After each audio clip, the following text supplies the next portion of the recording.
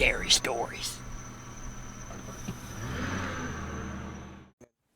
It was 2016, and I asked my husband to drop me off at the nearest arboretum on his way to a job. My favorite park, usually there were a lot of joggers and people with dogs, so it didn't seem like a bad idea to just go in the middle of the day by myself. On that particular day, I think I was almost alone, except for one other guy. I kept running into him, maybe mid-30s, taking pictures. He looked like a park ranger, so at first I didn't find him creepy or unusual. I am also there taking pictures. I just started making it a point to get away because I didn't want to ruin his photos. At some point I got the feeling like I am the subject of his photos, and that was when I started getting creeped out. I started looking for a way out of the park. As I made my way out, he was there again. I tried to keep it friendly and say something innocent related to the job. Don't remember what, and he said, "Oh, I don't work here." We said nothing more. We went out of the park and I ran up to my husband's car and loudly said, "Hi honey, I missed you." Not deterred by my husband's presence at all, the guy came over before I could even tell my husband about what just happened. And he said, "By the way, my name is Jordan. Check out my photos on Facebook." And he handed me a business card. I never did check out his page, but his business card floated around my bag for months, reminding me that I didn't enjoy solo hiking anymore. I had 2 run-ins with creepers at McDonald's. Here are both encounters. So at the time, I was a 16-year-old female working at McDonald's. Now, at the McDonald's I worked at, when you are on headset, where you answer people at the drive-thru, you're normally required to be at the first window to also take payment. My job was customer care manager at the time, so my job was meant to be on front desk, but 99% of the time they required me to be behind the tills.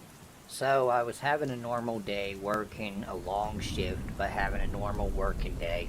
I happened to be on a headset in first window that day. Anyway, my headset buzzes letting me know there is someone at the drive-thru lane. I go through the first window to answer my customer, and this is how the conversation ensued. "Hello, welcome to McDonald's. What can I get you?" "Oh, wow. You've got a beautiful voice." His voice was very grunty and husky sounding, not off-putting.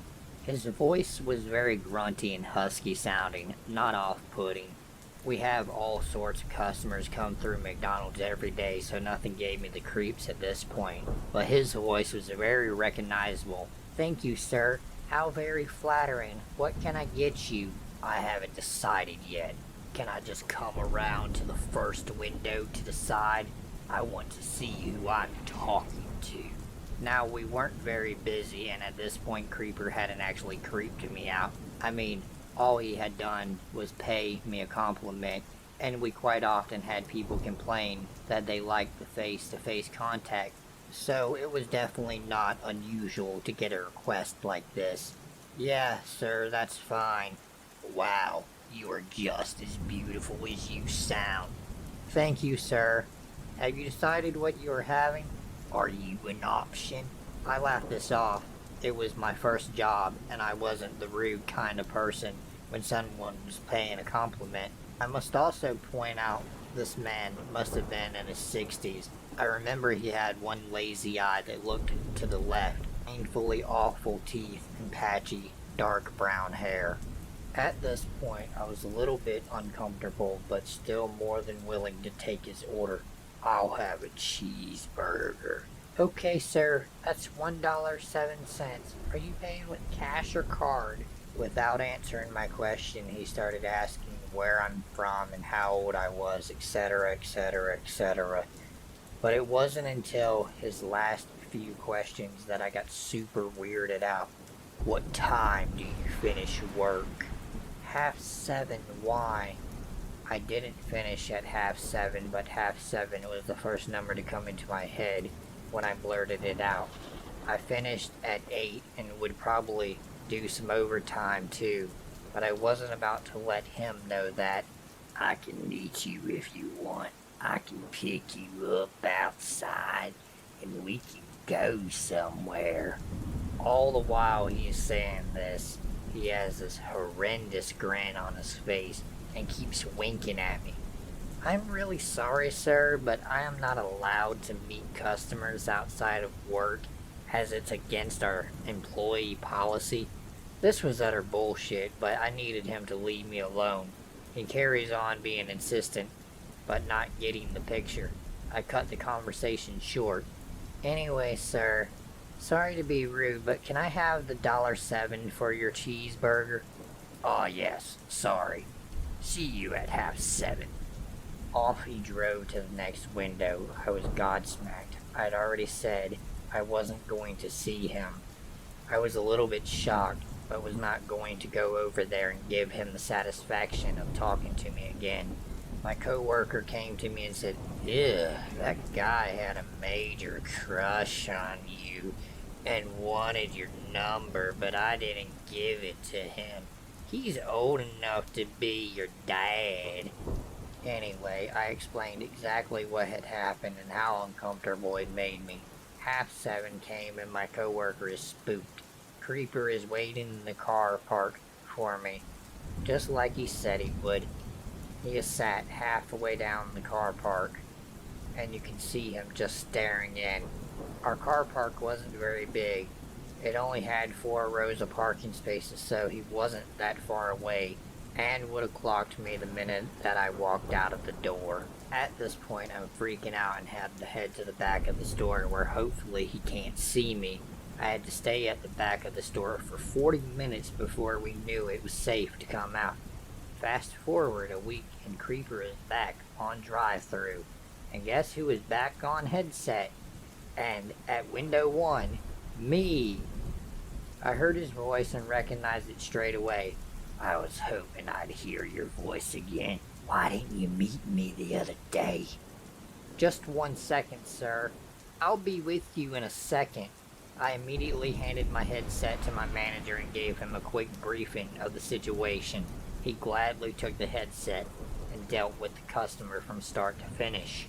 When my manager came to let me know he had done, he said that the Creeper had been asking my name, my address, my surname.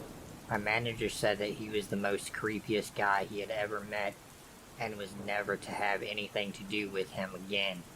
If he came to work while I was there afterwards, my manager would have me head to the back room while he dealt with the creep. He still always asked about me, every time. So my second encounter with a creep starts like this. Again, 16-year-old female working as a customer care manager on the front of a house for McDonald's. Now, where I am from, you are front of house. You are required to wear a light striped top, a yellow neck scarf, and a pencil skirt to just below the knee, which has a small split up the back. I always button my shirt right up to the top, so I always looked very modest. I would never say a McDonald's uniform is attractive. Anyway, when I worked at McDonald's, I always put all my into everything I did, so I knew tills, drive-thrus, drinks, serving, etc. I have also always been someone that will happily have a conversation with someone to make their experience enjoyable and hopefully make them want to come back. I was working on tills when Creeper number 2 came through the door. He was a tall, blonde bodybuilder, at least 50 though. He came to the till and didn't look very happy, so I asked the obvious question, "How is your day," etc. He made small talk with me, got chatting about both of our days. After that, he tells me, "It's nice to see someone smile around here. Everyone else is grumpy." Nice enough compliment. I was used to it. He was right. Not many people here enjoy their job. He starts coming in once a week on a Wednesday morning. Each morning, he would come in. He would have a chat. If I was on the floor front of house, we would sit and chat at the table, and my managers were fine with this, as they knew it made each customer's experience unique. We got to know each other's names. His name was Michael. I started college on Wednesday and Thursday and worked at McDonald's part-time, so my shifts changed. I worked Mondays, Tuesdays, and Saturdays instead of Mondays, Wednesdays, Fridays, and Saturdays. and sometimes extra days if they needed me. Michael started coming into McDonald's every day to find when I was working. First red flag, but I figured he is just lonely and needs someone to talk to. Anyway, he worked out my shift pattern and came in on Tuesdays instead, after asking why I wasn't in on Wednesday because he missed our chats. He'd do this thing where he would let someone else go in front of him. If it meant that he could come to my till instead, he would wait to one side to get served by me. Odd. Didn't think too much of it. Just thought he was a man that liked to be served by someone with a smile and had taken a liking to me. Again, we chatted when he came in. This is where it got a bit weird. We were sat down talking and he decided to really open up to me. Told me how him and his wife were going through a messy divorce. He started going into details of why. He had punched the son. Now this guy was big. I'm talking like 1984 Arnold Schwarzenegger big. I can't remember exactly what had happened, but he had ended up smacking his wife too, I think. And here he was, telling me all about it. I'm no counselor after all. After proceeding to tell me how big his house was, probably to try to grip my attention, he started telling me how he was living in the basement of a house that he owned, and it wasn't fair. I'm going to hit her again if this carries on. Apparently the wife and son wanted him out, and they were going to have it and not pay him for it, blah blah blah. He wasn't letting that happen. His son won't talk to him, blah blah blah. He started asking me for advice, a 16-year-old girl. I didn't really know what to say, so I just sort of said, everything happens for a reason, I suppose. And as I went to get up, he asked me to sit back down. Now, I had already been sat for near on half an hour.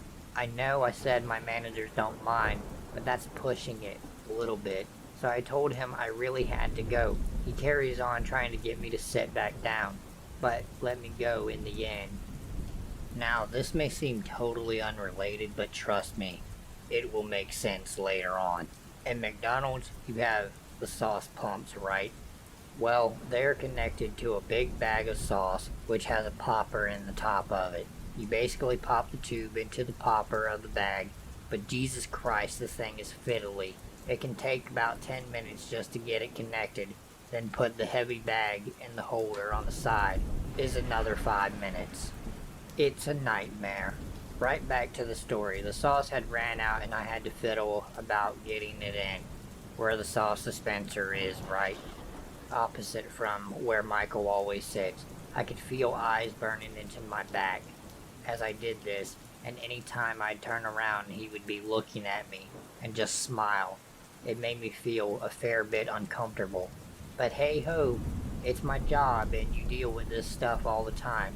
Trust me, he is not the first person that I have had perving on my ass. He came back a few more times. Each time I felt more and more uneasy. He started being a bit more personal, telling me he thought I was a pretty young girl, and we should meet up for coffee at some point, and I politely declined. Can I ask you something personal? Depends on what it is. I can't promise I will answer. Are you a virgin? I'm not answering that. What size are your boobs? I have a boyfriend and I'm not comfortable answering these questions. Do you love your boyfriend? Would you leave your boyfriend for me? My boyfriend is behind the counter and I don't think he will be very happy with you asking me questions like that. Just make sure he treats you right. You are a lovely girl. Anyway, I won't be coming back here for a while, so can I have your number? I don't think my boyfriend would be happy with that either. After that, I go to the back room to calm myself, as this was very unnerving for me. He was an older guy, being very strange and asking super inappropriate questions of me. He knew my age, as I had told him previously. The day continued. He had left. I continued and went home. When I woke up the next morning, I had a message on WhatsApp, a message on Facebook, and a friend request on there and an Instagram follow. It was Michael. I don't know how, but he had found all of my personal accounts just through my first name. The only way I can think of him finding it out was by asking a colleague what my surname is and getting my number off of one of them. Maybe he was friendly with one of the other workers and got my number from them. I don't know. He had messaged me saying how he needed to see more of my pictures. My Facebook and Instagram are set to private, but he saw the main pictures for them and my WhatsApp photo. He had sent another message about how he loved looking at my ass when I was bent over crawling on the floor to fix the sauce bags, saying all the things he would love to do to me. At that point, I noped out and blocked him on everything. I still get messages, not sexual though, from other accounts he has made, wishing me Merry Christmas, etc., even though he should have gotten the gist of me not wanting to talk to him. Luckily for me, I moved away a week or so after that happened. So Michael, let's not meet again.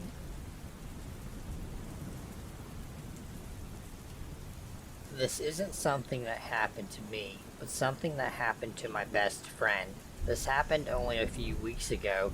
Here's a little background. My best friend walks her dog all the time on the trail. It's trail and public park. It's popular and a lot of people go there.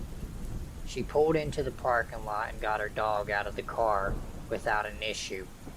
As she was walking over to the trail, she noticed a man standing a little back in the woods, staring at her. He was standing right by the entrance to the trail. She said he was a man in his mid-20s. She told me she thought he had a dog and the dog was going to the bathroom. As she got closer, she realized he didn't have a dog. She was about 10 to 15 feet away from him, and he still stared at her. He didn't say one thing to her. She felt uneasy and booked it back to her car. He followed her back to her car. She quickly got in and locked the doors. He started banging on the window. She couldn't make out much of what he said. She drove off and called the police. The police asked her if she spoke to the man and didn't seem to take it seriously at first. They finally said that they would send somebody out to look. It scared the hell out of her. She went to a different trail to walk her dog. She hasn't seen him since, thank God. I hope he was caught because he could stalk another girl. Whoever the hell this creepy guy was, I hope you never meet my best friend ever again.